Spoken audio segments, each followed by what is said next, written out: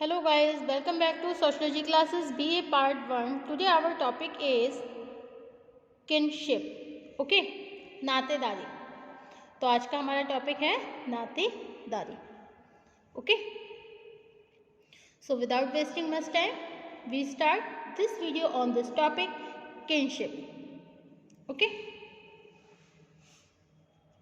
किसी भी समुदाय की संरचना सामाजिक संस्थाओं अथवा अंतर्वैयक्तिक संबंधों को समझने के लिए उस समुदाय में पाई जाने वाली नातेदारी व्यवस्था को समझना अत्यधिक आवश्यक है. ओके,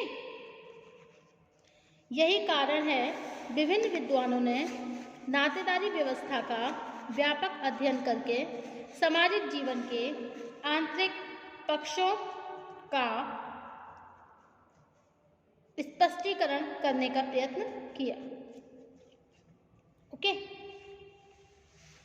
ऐसे विद्वानों में Lewis, Morgan, Radcliffe, Brown, Murdock, Levi Strauss, Malinowski तथा हेनरी मैन के नाम विशेष रूप से महत्वपूर्ण हैं. Okay,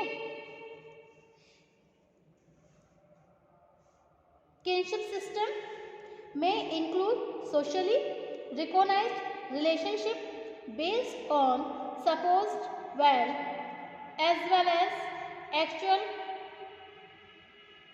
genealogical ties, according to Charles Winning. Okay, नातेदारी का तात्पर्य स्वजनों के मध्य स्थापित होने वाले संबंधों से है. ये स्वजन चाहे वास्तविक हो अथवा कल्पित समान रक्त वाले हो. Okay, according to Radcliffe Brown के अनुसार नातेदारी का तात्पर्य कुछ स्वजनों के मध्य स्थापित होने वाले संबंधों से है. ओके, रॉबिन फॉक्स के अनुसार नातेदारी का तात्पर्य कुछ स्वजनों के मध्य स्थापित होने वाले संबंधों से है. ये स्वजन चाहे वास्तविक हो अथवा कल्पित समान रक्त वाले हों. ओके,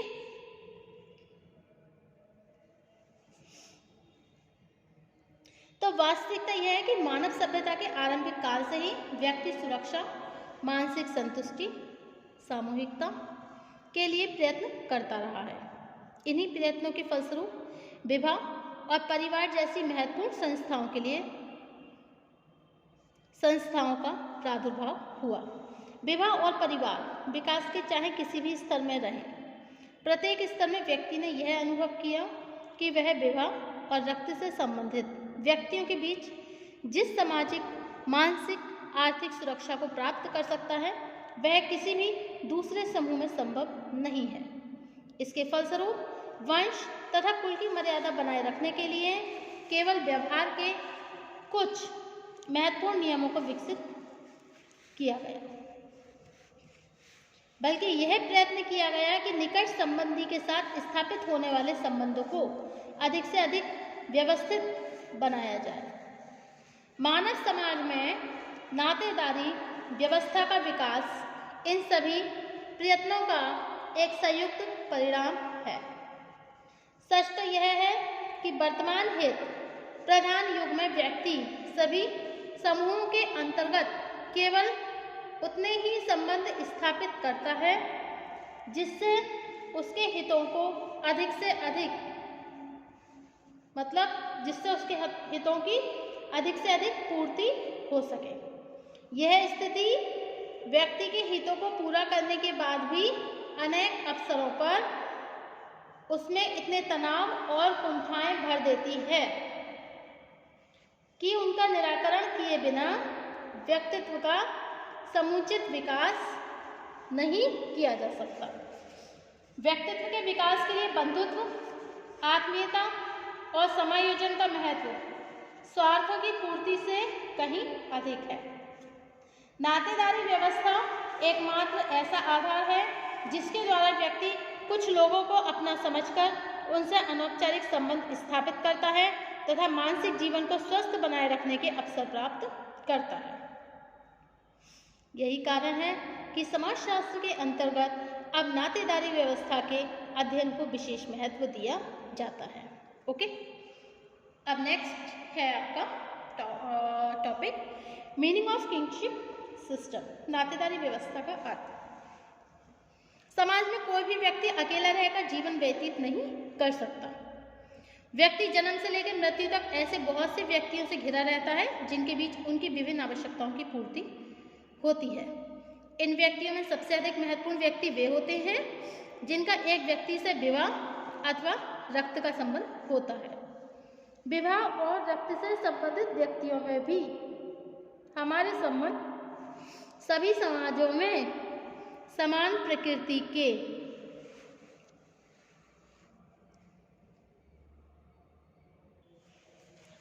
नहीं होते। विभिन्न समाजों में कुछ व्यक्तियों से हमारी निकटता बहुत अधिक होती है, जबकि कुछ व्यक्तियों से यह संबंध कम घनिष्ठ और कुछ से केवल औपचारिक मात्र होते हैं।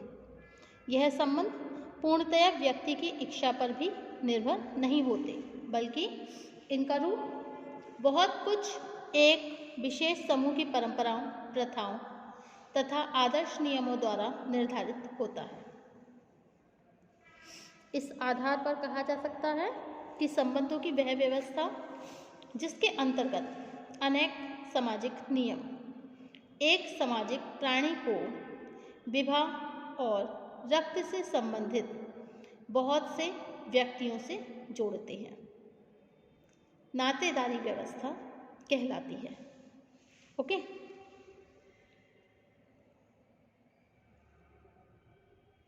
मानवशास्त्रीय शब्दकोश डिक्शनरी ऑफ एंथ्रोपोलॉजी के अनुसार नातेदारी व्यवस्था के अंतर्गत समाज द्वारा मान्यता प्राप्त वे सभी संबंध आते हैं जो कल्पित तथा रक्त संबंधों पर आधारित होते हैं। इस परिभाषा में केवल कल्पित संबंधों का तात्पर्य उन सभी संबंधों से है जो या तो विवाह संबंध के फलस्वरूप उत्पन्न होते हैं अथवा जो गोद लेने या इस प्रकार के दूसरे संबंधों से जुड़े होते हैं। ओके, अब नेक्स्ट है रॉबिन फॉक्स के अनुसार। देखिए, रॉबिन फॉक्स ने बताया कि नातेदारी का तात्पर्य कुछ स्वजनों के मध्य स्थापित होने वाले संबंधों से है। यह स्वजन चाहे वास्तविक हो अथवा कल्पित समान रक्त वाले हों।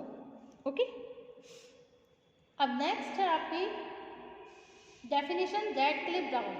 In the word of the Radcliffe brown tells the meaning of the kingship system in his definition.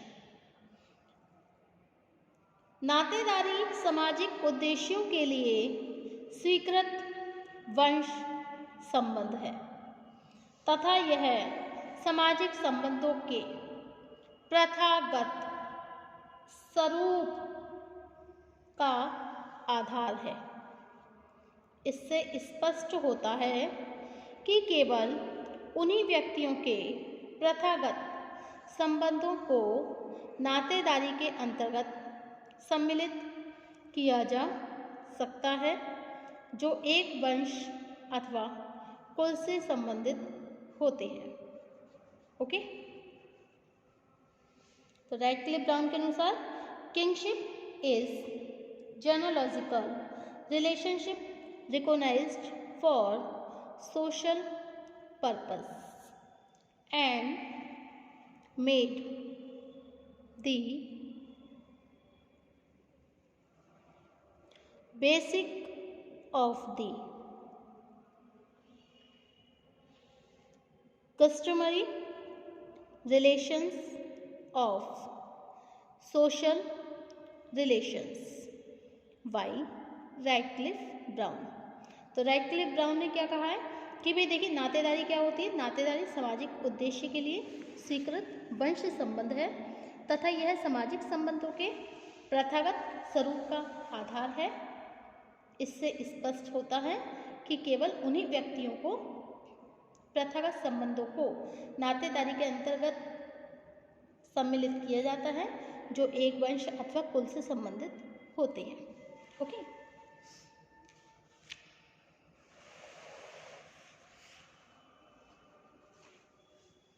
अब है नातेदारी के प्रकार। देखिए नातेदारी, टाइप्स ऑफ किंगशिप। नातेदारी देखिए 2 टाइप्स होते हैं इनके। ओके, फर्स्ट है रक्त संबंधी नातेदारी और सेकंड है विवाह संबंधी नातेदारी। रक्त संबंधी नातेदारी में क्या आता है, इस श्रेणी के अंतर्गत वे सब लोग आते हैं जो समान रक्त के कारण एक दूसरे से संबंधित होते हैं।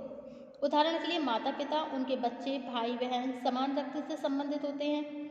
ठीक है, इसलिए इनको रक्त संबंधी नातेदार कहा जाता है। ओके, और नेक्स्ट है विवाह संबंधी नातेदारी। यह नातेदारी संबंध उन व्यक्तियों के बीच उपस्थित होते हैं जो विवाह के द्वारा एक दूसरे से संबंधित होते हैं। ओके, विवाह के द्वारा एक व्यक्ति का संबंध केवल अपनी पत्नी से ही नहीं होता बल्कि पत्नी पक्ष के अनेक दूसरे व्यक्तियों से भी होता है।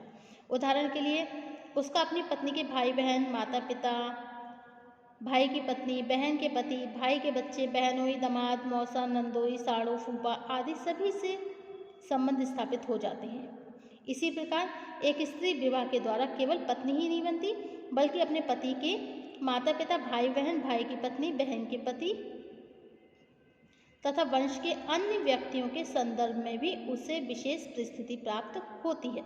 इन सभी व्यक्तियों के बीच स्थापित होने वाले संबंधों का आधार रक्त न होकर विवाह होता है तथा ऐसी नातेदारी कभी कभी रक्त संबंधियों से भी अधिक व्यापक हो जाती है। ओके, इस प्रकार रक्त संबंधियों तथा विवाह संबंधियों के बीच विकसित होने वाले संपूर्ण नातेदारी को हम नातेदारी व्यवस्था के नाम से संबोधित करते हैं। Okay, thank you for watching my YouTube channel. Thank you so much guys. और नेक्स्ट होगा हमारे नातेदारी की श्रेणियाँ, categories of kingship. Okay, thank you.